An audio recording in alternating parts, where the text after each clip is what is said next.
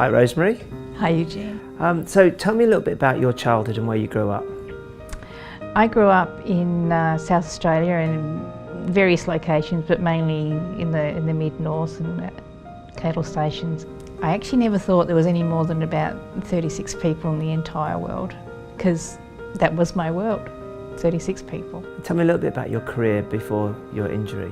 My training that I was doing was in what was now called social work, but we called it community welfare. That was my background. And then you had an injury at work. Everything changed, everything. You don't realise how quickly it actually changes. So tell me a little bit about the accident and how that happened.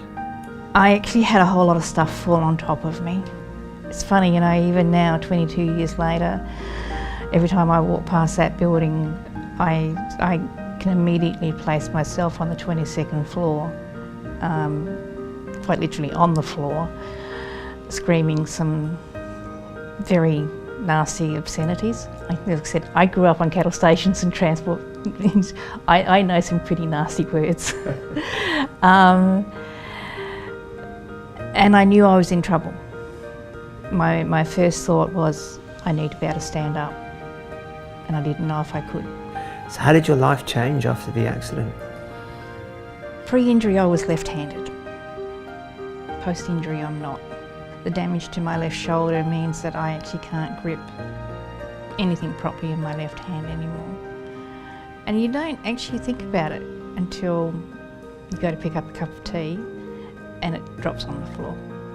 You lose your family. I couldn't teach my daughter softball anymore. She batted left-handed, I could pitch to her left-handed, so all of that just stopped. What were the lowest moments for you? It's not until you actually get further into a workers' comp claim you realise that you've just signed your life over to a total stranger.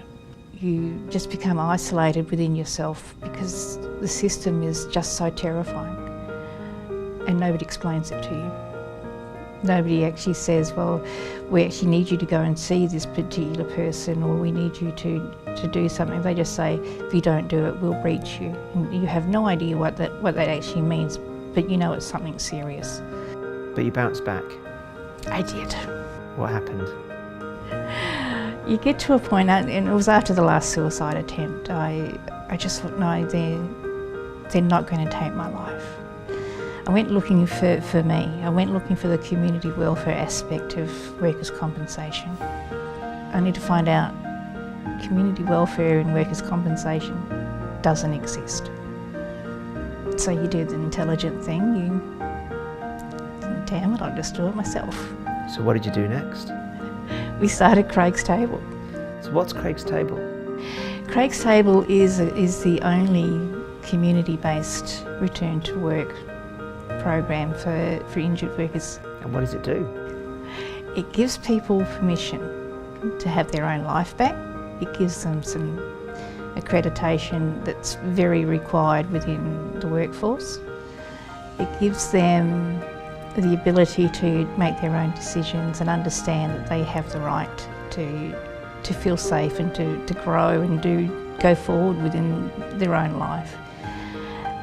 And then we send them back to work. So how many people have you helped at Craig's Table?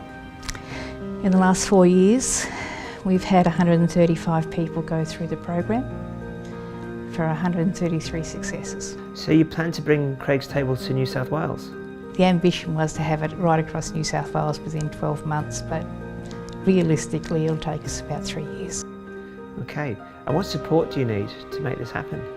The support of iCare, and it's important to have the governance structure and to have the corporations understand we're really here to help them as much as we're here to help ourselves. It's a big thing we're asking, but we're actually going to deliver a lot more than what most people think we can deliver.